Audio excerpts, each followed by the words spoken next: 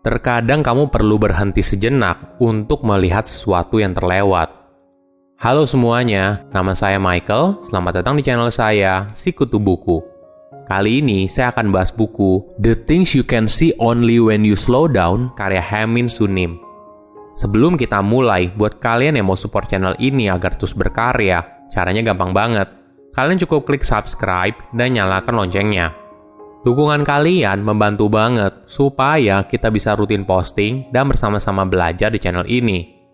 Buku ini membahas soal panduan bagaimana kamu bisa meningkatkan mindfulness di dunia yang sibuk.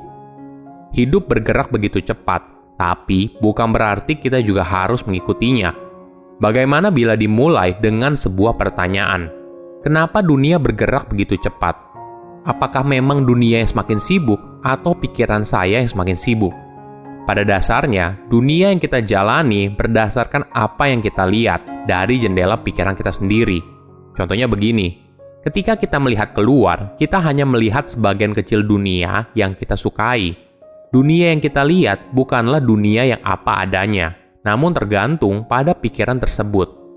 Jika pikiranmu penuh dengan kasih dan kebahagiaan, maka dunia yang kamu lihat juga akan seperti itu.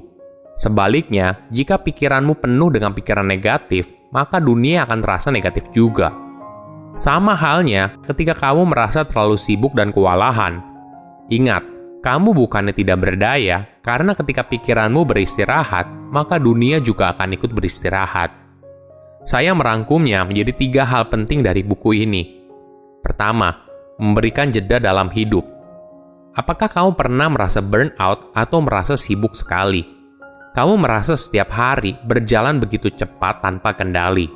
Jika iya, apakah memang itu adalah kenyataan yang sebenarnya, atau semua hal itu hanya terjadi di dalam pikiran kita?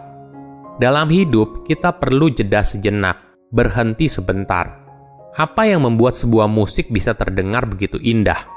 Tentu saja karena ada jeda antara satu nada dengan nada lainnya. Apa yang membuat sebuah pidato begitu menarik?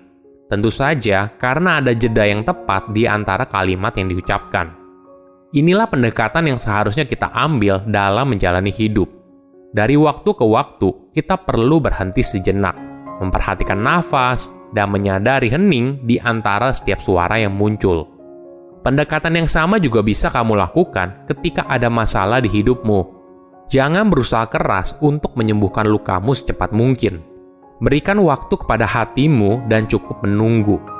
Ketika lukamu sudah siap, maka luka tersebut akan sembuh dengan sendirinya. Pendekatan ini juga bisa kamu lakukan saat kamu merasa hidupmu terasa berantakan.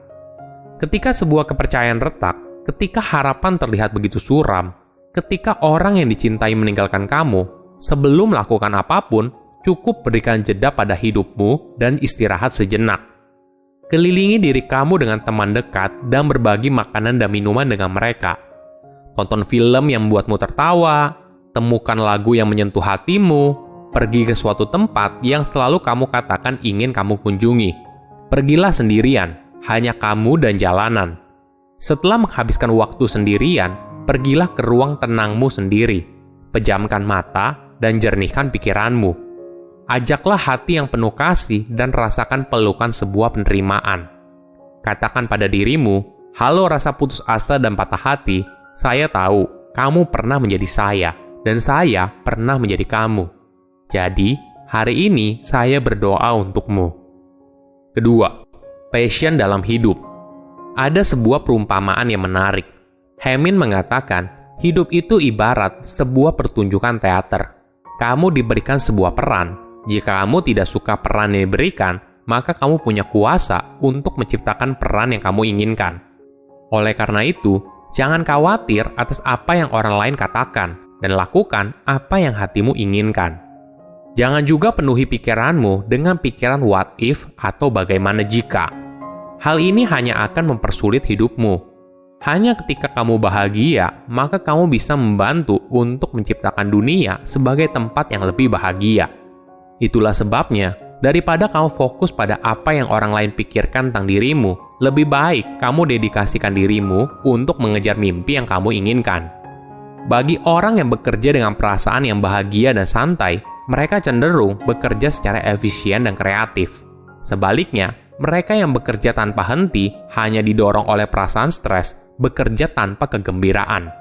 Oleh karena itu, untuk terus melakukan pekerjaan dalam waktu yang lama, jangan memperlakukannya hanya sebagai pekerjaan. Kamu harus melihatnya sebagai sumber dari kesenangan dan pengembangan diri. Sesungguhnya, jalan menuju kebahagiaan tidak hanya terletak pada menemukan pekerjaan yang baik, tetapi juga dalam belajar menikmati apa yang diminta untuk kamu lakukan. Kita pasti pernah merasakan sendiri atau mendengar dari orang lain. Terkadang kita melihat hidup orang lain terasa begitu sempurna dan jauh berada di depan. Namun perlu kamu sadari, hidup itu bukanlah seperti perlombaan lari cepat dengan temanmu, tapi merupakan sebuah perlombaan lari maraton dengan dirimu sendiri. Bagaimana kalau persepsinya diubah? Daripada fokus menjadi lebih daripada orang lain, bagaimana kalau mencoba untuk mencari tahu warna unik dirimu dulu? Ini ada perspektif hidup yang menarik. Sama halnya ketika hidup, banyak orang ingin sukses. Namun, dalam menentukan tujuan hidup, lebih baik pilih kebahagiaan daripada sebuah kesuksesan. Kenapa? Jika kamu sukses tapi tidak bahagia, apa gunanya? Kebebasanmu lebih berharga daripada uang. Lebih baik menjalani hidup yang kamu inginkan daripada menghasilkan uang yang lebih banyak tapi terikat. Jangan pernah menjual kebebasanmu. Ketiga, menjalani hubungan yang bahagia. Kedewasaan dalam sebuah hubungan berasal dari pengalaman. Salah satu pelajaran tentang kedewasaan adalah bahwa kita tidak boleh menganggap pikiran kita terlalu serius. Belajar untuk mengekang ego kita sendiri dan melihat gambaran yang lebih luas. Jika sudah begitu, kita akan sadar kalau menjadi benar tidak lebih penting daripada bahagia bersama. Dalam menjalani hubungan, pasti sebuah pasangan pernah atau sering bertengkar. Masing-masing berusaha untuk membuktikan siapa yang paling benar. Kita berpikir, argumen yang kita sampaikan paling rasional dan masuk akal. Sedangkan apa yang disampaikan oleh pasangan kita tidak rasional dan tidak masuk akal. Sebaliknya, pasangan kita merasa diri kitalah yang tidak rasional dan tidak masuk akal. Tapi, apakah menjadi benar lebih penting daripada bahagia bersama? Pertanyaan ini sangat mendalam dan membuat kita untuk berhenti sejenak dan berpikir ulang langkah apa yang akan kita ambil selanjutnya. Apakah kamu pernah dalam sebuah percakapan yang membosankan?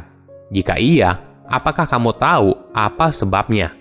Bisa jadi karena kita terjebak dalam kesopanan dan tidak bisa berbicara sesungguhnya apa yang kamu rasakan. Pada dasarnya, sebuah percakapan bisa menjadi menarik dan seru apabila kalian berdua mulai berbicara dengan kejujuran apa adanya. Mungkin ini adalah masalah utama pasangan yang menjalani hubungan dalam waktu yang lama. Mereka merasa percakapan yang dijalani terasa membosankan. Hal ini terjadi ketika mereka berhenti jujur satu sama lain soal apa yang mereka rasakan. Hidup perlu diberikan jeda dan momen untuk berhenti sejenak. Sama halnya seperti musik yang indah karena ada jeda di antara nadanya. Begitu juga dengan hidup yang kamu jalani. Silahkan komen di kolom komentar pelajaran apa yang kalian dapat ketika baca buku ini.